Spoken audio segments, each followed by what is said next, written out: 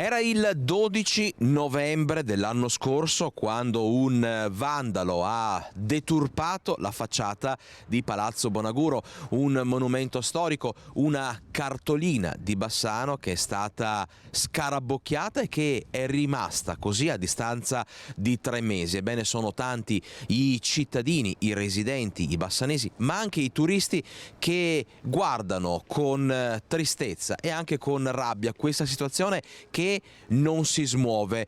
La questione è in mano alla soprintendenza, ma in questi 3 mesi la delusione e la rabbia dei residenti è aumentata. Come residente in quartiere, nonché cittadino di Bassano, posso assicurare che passarci davanti è proprio una sensazione fastidiosa e di rabbia e di tristezza che non fa onore a un palazzo di questa importanza storica.